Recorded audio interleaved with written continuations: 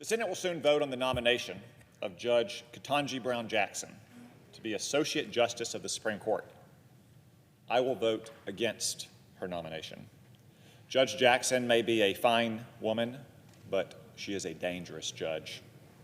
She built her career as a far-left activist, and it didn't change when she put on a robe 10 years ago. She personifies activism from the bench. She has crusaded to undermine criminal sentences, and she cannot be trusted to interpret the law or the Constitution as written. Judge Jackson's record makes clear that her brief stint as a criminal defense attorney wasn't motivated merely by a devotion to equal representation of all. It was part of a deep commitment to leniency for criminals. Indeed, she has continued to act as a de facto lawyer for criminals from behind the bench, as she did from in front of it. Judge Jackson's average sentences for criminals are 34% lighter than the national average for criminal cases, and 25% lighter than her own court's average, the D.C. District Court.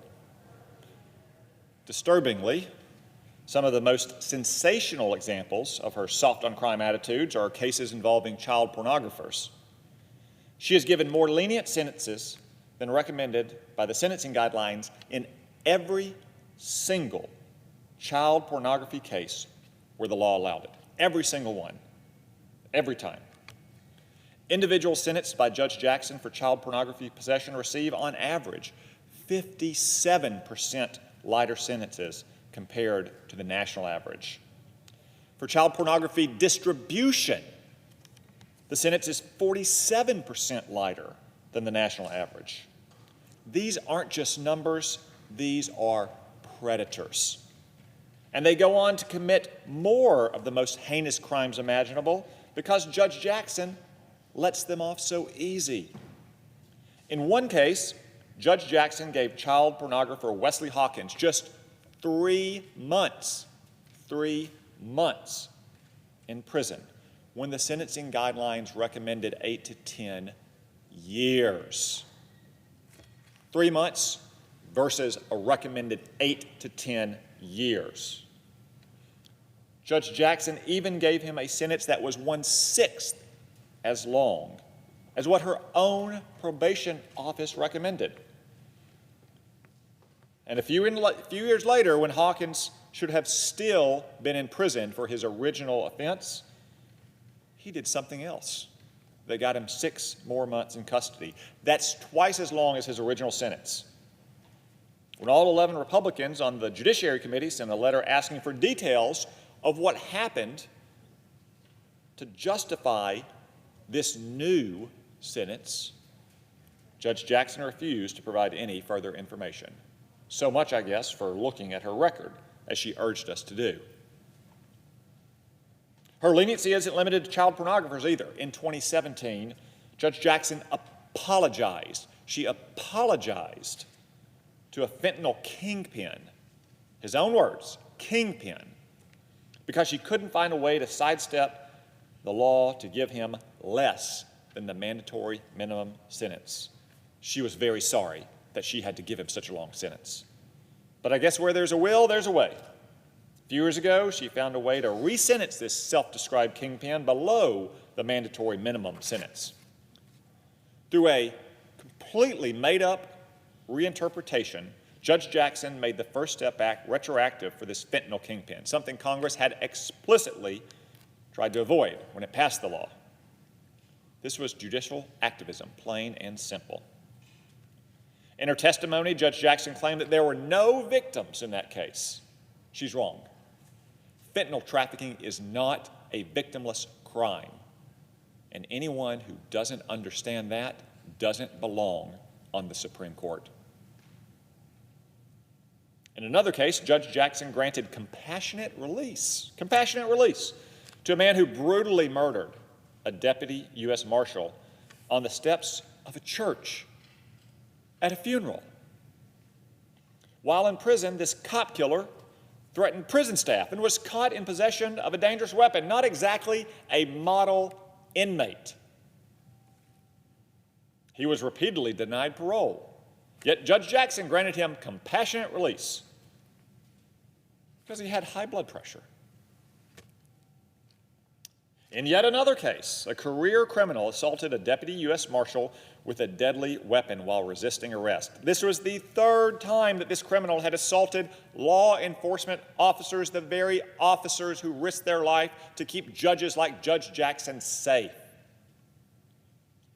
Judge Jackson didn't just sentence him below the government's request or the sentencing guideline range. She gave the criminal less time than even the criminal himself had advocated.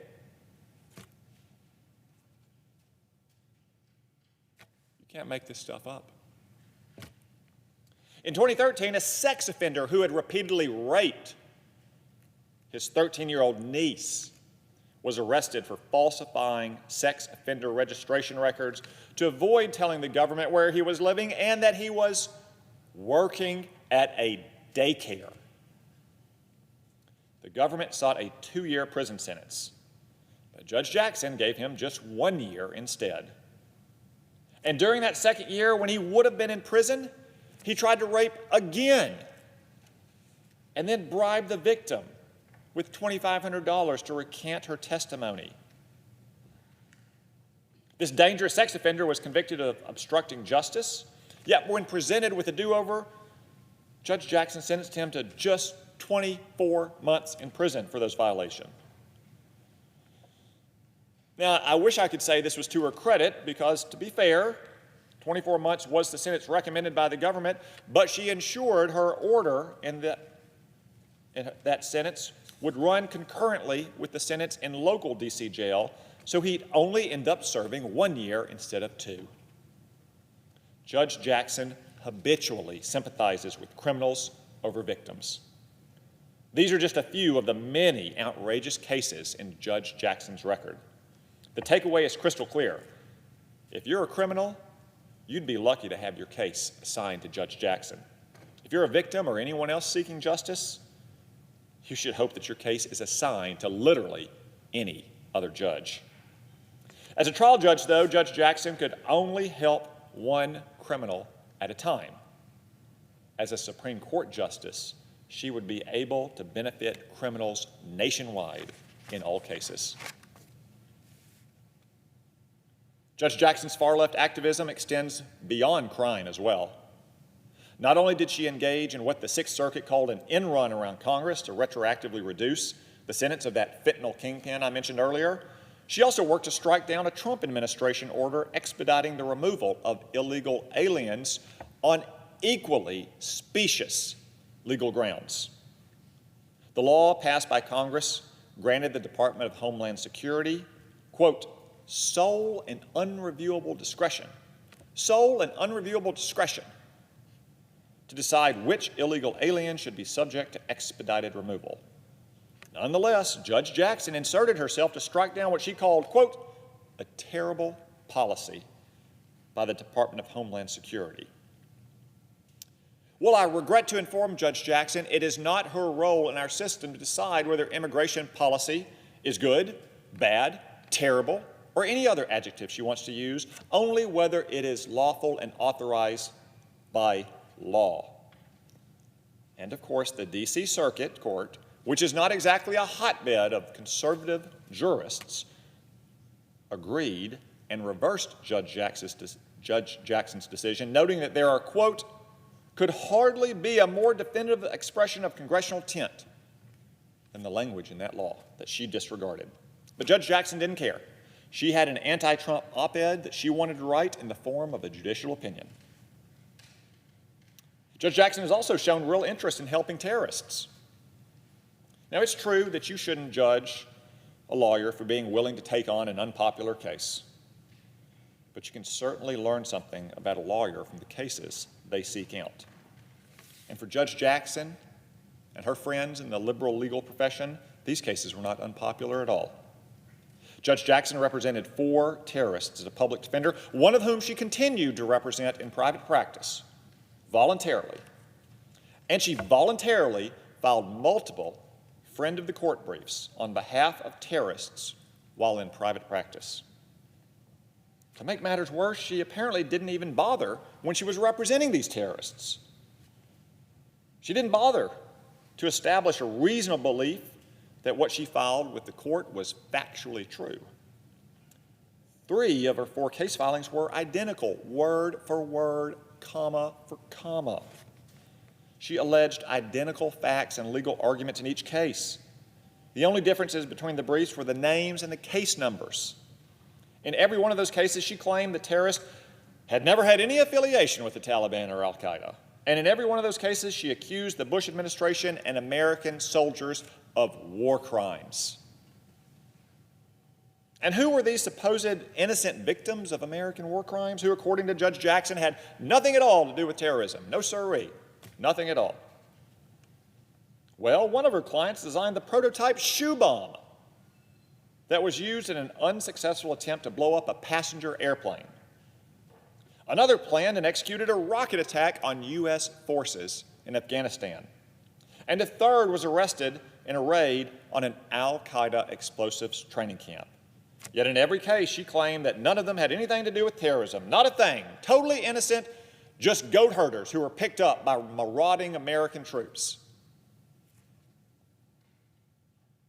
You know, the last Judge Jackson left the Supreme Court to go to Nuremberg and prosecute the case against the Nazis. This Judge Jackson might have gone there to defend them. Judge Jackson also refused to answer one common sense question after another. For example, when Senator Blackburn asked her what a woman is, she pretended not to know. I asked her who has more of a right to be in the United States, new citizens who followed the rules or illegal aliens whose very first act in the United States was to break our laws. Judge Jackson refused to answer. And when I asked a simple question of Judge Jackson whether releasing Guantanamo Bay terrorists would make us more safe or less safe, she again pretended not to know the answer, even though it's published by the Biden administration. I also asked Judge Jackson if criminals were more or less likely to commit a crime if they knew that they would be caught, convicted, and sentenced. I asked this pretty basic question at least 3 times. It was not a hard question, and yet again, she refused to answer. Judge Jackson also refused to say whether packing the Supreme Court was a bad idea, even though the judge for whom she clerked and seeks to replace Justice Breyer and the late sainted Justice Ruth Bader Ginsburg, neither of whom are known for their conservative views, were both willing to publicly denounce such court-packing schemes by the Democrats.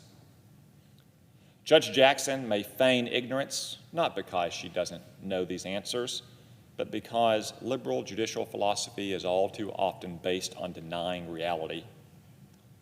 As a judge, Judge Jackson has denied that reality again and again.